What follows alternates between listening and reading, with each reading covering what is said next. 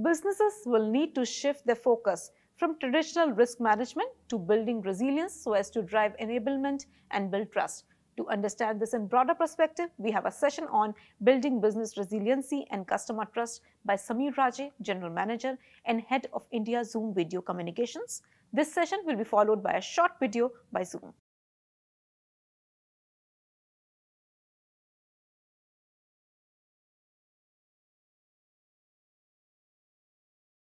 Good afternoon, ladies and gentlemen. I'm Sameer, General Manager and Head of India for Zoom Video Communications. It is absolutely a pleasure to speak to you all. Thank you to ETGovernment for organizing this prestigious event, and we are happy to be able to support them to bring together the heads of various government organizations and technology leaders. Well, last year, what do we speak about it? I mean, it was absolutely a turn of different events, right? And while it disrupted every sector and industry, the way business and governments were able to transform and adopt themselves to the new normal is really commendable and inspiring. And you would agree with me that, while there were hiccups initially, we were able to overcome this in this age only because of technology. So with that, let me step and talk a little bit about building business resiliency and consumer trust. Till last year, it was, for businesses, it was always the IT resources, talents, investors, and so on and so forth, which was the focus of any business till last year. However, with the pandemic, that changed. This forced a shift to the virtual world and brought in the concept of working remotely. Well, this included even the leading technology companies and even the traditional Indian organizations, where the pandemic created a dynamic shift in the complete thought process and led to a transformation. People's habits changed and they started embracing technology like platforms like Zoom and many other technologies in their professional and personal lives. In this entire process, some of the jobs, which we earlier thought couldn't be done from home were executed remotely, and over a period of time, people found more and more success in that. Initially, people and organizations were actually forced into this situation with the thought that it's going to be a short sprint. We will get back to offices today or tomorrow, whereas it turned out to be a marathon. It's been more than almost a year that we are still thinking that we'll get back to offices maybe just a few days down the line. On the other hand, companies that had heavy dependency on one or the other platform or application realized the need for more such applications to streamline the processes because they saw the gaps and differences arise between the businesses and processes fall through. Businesses and governments, on the other hand, that had adopted these new technologies stayed on the top. Well, we at Zoom broke down all the geographical boundaries by helping people and organizations come together across the boundaries and any verticals. Government across the world have been looking at innovative ways in these difficult times to provide transparent and the right information to people and the public staff at the ground. And also engaging the stakeholders to reduce the misinformation at the ground level. And we were fortunate enough in our country where our government had embarked on a journey of digitization. And the initiatives of Digital India played a pivotal role in the pandemic. Initiatives such as Arogya Setu, eSanjeevani, and sensitization through MyGov and social media platforms was not only accepted by people in India, but also appreciated and worldwide. Be it tracking of the geographical spread of the virus on a real-time basis, or mapping and managing the demand and availability of medical equipment and medical supplies, and even also digitization of local markets. Our local and state and central governments have been at the forefront to and innovatively using technologies to facilitate a coordinated effort at the ground level. And this also gave an economic boost to the economy, so that in this pandemic and in difficult times, people did have access to all the medical necessities. Well, this enforce an adoption of technology among municipal corporations, people, citizens, retail outlets, and even people who were not so technology savvy, not so tech savvy, they started using this. We are proud to have been part of this transformation and journey and help governments across the sectors, be it state or central governments, and be it this pandemic or even natural disaster in the Northeast where we had the havocs of flood and we help people remain connected during these difficult times. Government has been a very critical, important vertical for us, and we have engaged with the government at various levels to share the privacy and the security aspects of our platform, very openly. And the testaments include the BMC of Mumbai, which is Mumbai Municipal Corporation, and the Ministry of Education in Singapore, even opening up our platform and recommending our platform for education purposes. Institutes like Teach for India are using our platform across the country, and not only for providing online education to remotest parts of the country, but also for embarking on a journey to teach and educate the underprivileged section of our country. Let's talk about today's reality a bit. What is today's reality? We are hearing acronyms like AI, artificial intelligence, virtual reality, VR, 5G. I mean, this is disrupting how we lead our lives, be it an employee or be it an employer, how we work, how our infrastructure is set up. And this is actually blurring the boundaries between physical and the digital world. And the way we are adopting and the rate of transformation is simply immense. This just extends beyond the infrastructure. It reflects so much on the ability of the workforce to soak in, absorb, and adopt to the digital mindset. The pandemic has really encouraged remote working culture. And I think that is here to stay because people have adopted to this new norm by not only being more productive, but employers have started seeing other benefits. Instant communication and collaboration platforms have opened up avenues for various sectors. And the potential is just coming out in the front. Not only that, but Digital India is progressing. Sectors such as healthcare, education, financial sectors, these have transformed during the pandemic and are continuing to benefit from virtual models. Be it online learning or be it telehealth platforms to offering healthcare to remotest part of the country. These useful models are bringing in new and innovative ways to serve the remotest or the underserved regions of our country, thereby making them more developed regions. It is important to improve India's digital upbringing, and it starts with people in these areas who have now started realizing the potential that technology brings to them and benefits their lives. We are proud to bring them to the connected level. For many, video is becoming the new audio, and the level of interactivity and experience is unmatched. With voice, we will see a huge adoption and innovation in the coming years as businesses grow exponentially. It offers a great deal of value to businesses and employees. Who can refute that? Therefore, real-time human interaction, which is not forced, is important to continue. Let's talk about how the future looks like. Talent, transformation, and trust. These are three important pillars of business resiliency. And people are core to business success. Without people, no business can succeed.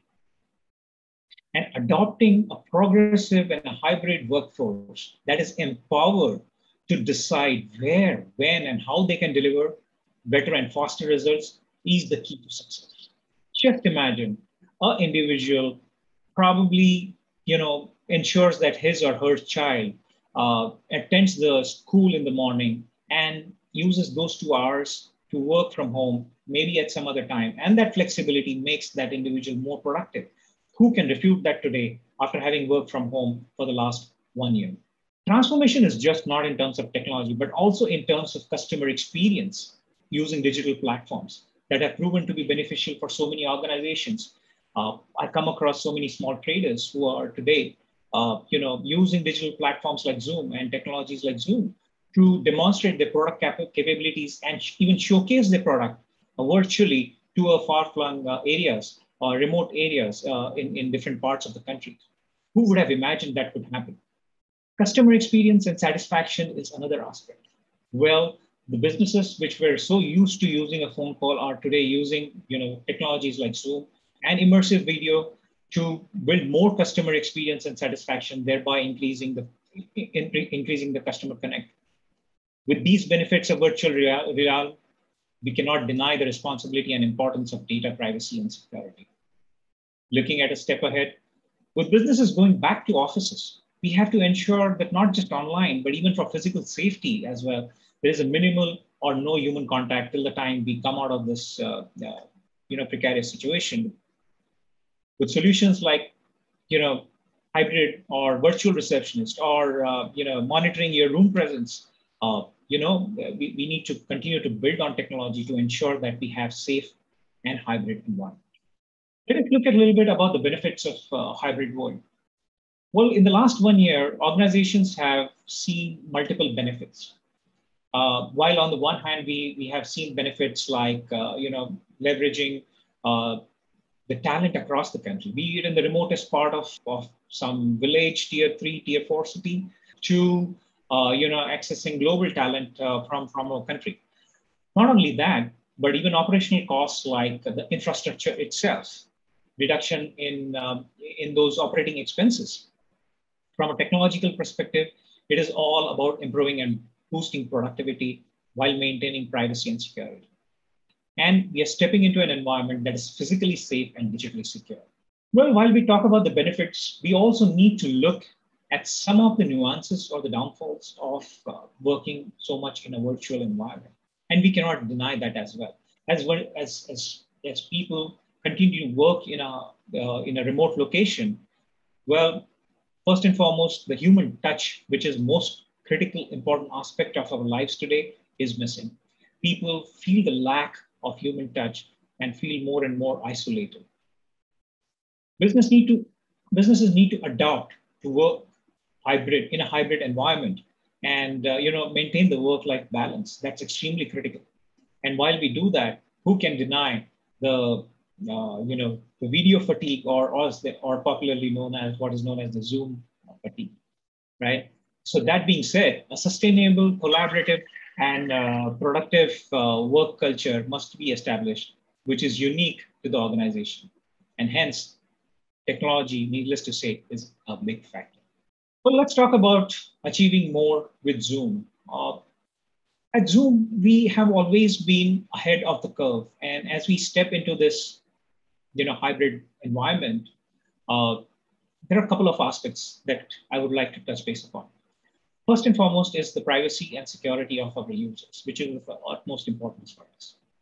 And we wanted to keep this transition as smooth as possible. And hence, we are ahead of the curve by inventing and bringing in new features to help you ease into the hybrid environment.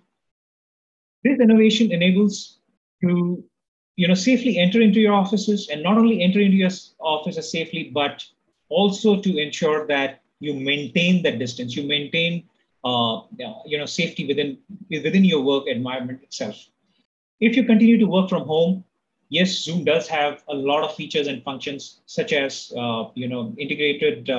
integrations with Amazon Echo, Google Nest, and a lot of other hardware devices which help you working from home and in a small setup.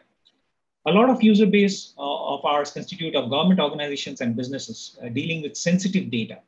And over here, I would like to stress upon the most important factor that there are tons and tons of security features available at a touch of a button for all the users, including the host, right from be it suspension of participant to reporting a participant. And we are moving to a more proactive world, as we said, right? We are always ahead of the curve. We have introduced what is known as an at-risk meeting notifier, which is we scan the social media platforms and notify the users if your Zoom meeting ID is being shared repeatedly, and there is a probably concern of possible attack by unwanted people. So for this, for us, providing a seamless and secure communication platform means everything, because Zoom is only a collaboration platform. And since the pandemic, our focus has been to empower organizations and people to achieve more in this digital world. And let me explain where this is all coming from. This is all coming in from our values. Our value is based and simply based on caring. We care for ourselves, we care for our employees, we care for our customers, and we care for our teammates. That's what our company is based on. Our goal is to offer a frictionless, video-first communication platform to all our users, all our customers, and employees. We recognize that every company has an effect on this world, and we care about making our impact as positive as possible. During the pandemic, when millions of students in under-resourced communities could not continue online education, we provided comprehensive support. And today, more than 125,000 K-12 schools in 25 countries worldwide use Zoom at almost no cost, of which more than 2,500 schools are based in India. Our sustainability program is designed to minimize our impact on the environment and maximize our value of care. I would not even like to touch base upon the kind of support we are making by reducing the carbon emissions and helping organizations cut down on travel. And that I would like to say that remote work will continue to play an important role in addressing the climate crisis as well. And let me touch base upon Zoom in India, right? Zoom in India is one of the largest markets for us after the US, and we have been growing out here. While we established ourselves in the month of September 2019 in the country, we've been extremely proud to help organizations, government agencies, communities, school teachers, traders, organizations, associations, name it, across the length and breadth of the country during this pandemic and across. We've been serving these users through our 2 data centers, one in Mumbai and one in Hyderabad. And we have also recently launched our flagship technology center in Bangalore to contribute to the global R&D capabilities of our organization. We continue to expand our footprint and reach bigger audience with localization, more and more localization. And we got recognized. Frost & Sullivan recognized Zoom India for enabling enabling technology leadership award for product deployment, innovation, and customer-focused strategy. Moving ahead, some of the worldwide governmental organizations using Zoom. No need to introduce our recent US President Joe Biden hosting his swearing ceremony on Zoom, which was one of the first. Also, we have the UK Parliament and the government of Singapore using Zoom. Here, Joe Biden taking his in his swearing ceremony. And I would like to leave you with the last slide of some of the governmental organizations in India and across the world using Zoom. With that, I would like to thank you so much for having me and listening to me. And if you have any questions, please go ahead and put it up in the chat. We would be happy to answer that. Thank you. Thank you once again.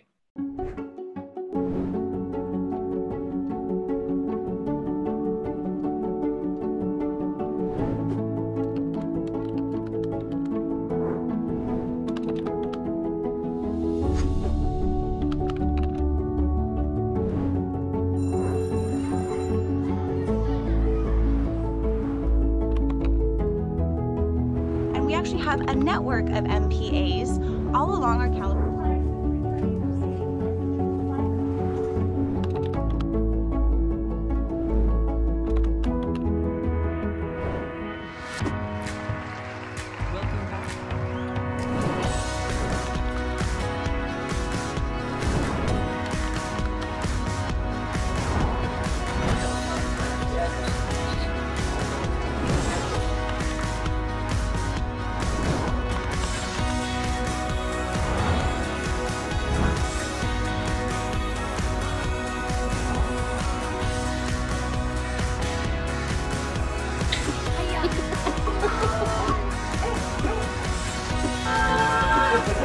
Very good.